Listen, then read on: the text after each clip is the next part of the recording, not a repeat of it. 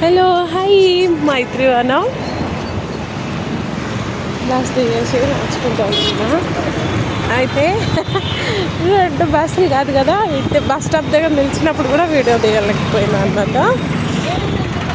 ఎందుకు అంటే బస్ స్టాప్కి ఇలా వెళ్ళాను, అలా బస్సు వచ్చేసింది. ఫుల్ బస్సు అసలు, అయినా లేట్ అయిపోతుంది ఇంకెక్కువ అనేసి ఎక్కేసాను. చాలా కష్టంగా నిల్చున్నా, కొంచెం లేట్ అయిందంటే ఇంకా అంతే. చెప్తున్నాను కదా రోజు కొంచెం లేట్ అవుతుంది. అయితే మళ్ళీ బస్సు దిగాను, అసలు ఎప్పుడో దింపేశాడు.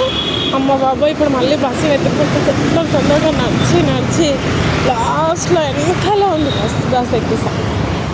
అది పట్టు అమ్మ, అది కూడా ఫుల్ బస్సు. సరేలే ఇంకా అనేసి వదిలేసా.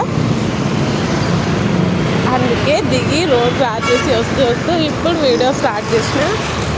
అందరికీ హాయ్ హలో నమస్తే యూట్యూబ్ ఫ్యామిలీ అంతా. ప్లీజ్ చాలామంది చూస్తున్నారు, రోజు అడుగుతున్నాను అనుకోకుండా. ప్లీజ్ లైక్ చేయండి, ఫాలో చేయండి నా ఛానల్ని. ప్లీజ్ ఆ ఛానల్ ఫాలో చేయండి, లైక్ చేయండి. చూస్తున్న వాళ్ళకు కూడా థ్యాంక్ యూ సో మచ్. అదే ఒక చేతితో ఒక లైక్ ఒక ఫాలో చేయొచ్చు కదా ప్లీజ్. మీ అంతా యూట్యూబ్ ఎలాగో నాకు అలాగే అనుకోండి. అయితే ఇక ఇంత నుంచి ఇప్పుడు మనం సత్యం థియేటర్ ఉంది కదా, మన అల్లు అర్జున్ సార్ థియేటర్, అక్కడ దాకా నడవాలి. అక్కడ ఉంటే షేర్ ఆటోస్ ఉంటాయి, ఇక్కడిక్కడికి కూడా వస్తాయి. ఒక్కొక్కసారి అయితే రావు, మరి ఏంటో నాకు కూడా తెలీదు. ఉంటే ఎక్కాలి. ఎందుకంటే కొంచెం దూరం అన్నా నాకు టైం సేవ్ అవుతుంది, వెళ్ళొచ్చని. లేదంటే ఏముంది, మీతో మాట్లాడుకుంటూ వీడియోస్ తీసుకుంటూ లేదా సాంగ్స్ వినుకుంటూ అలా నడుస్తూ వెళ్ళొచ్చు. కాకపోతే టైం అయిపోతుంది, లేట్ అయిపోతుంది. ఈసారికి బ్రేక్ఫాస్ట్ చేయాలి కదా అనుకోలేదు. అయితే నీకు ఒక ముచ్చట చెప్తా. నిన్న నాకు వదిన అవుతుంది. అయితే ఆమెకు కాల్ చేసిన, అమ్మవారిది పూజలు అవి ఇవి అయినాయి అక్కడ.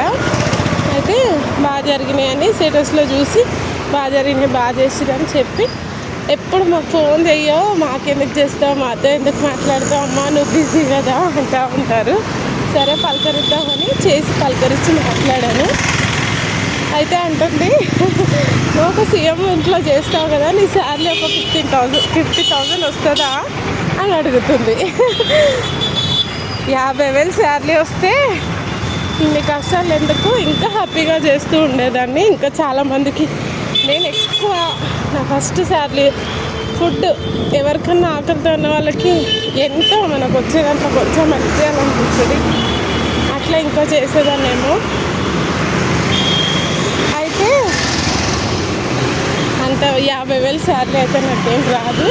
ఇంకొకటి ఏంటంటే, కనీసం రోజు ఒక బైక్ బుక్ చేసుకొని వెళ్ళడం రావడమో చేసేదాన్ని. కనీసం వచ్చేటప్పుడన్నా బైక్ బుక్ చేసుకొని వచ్చేసేదాన్ని.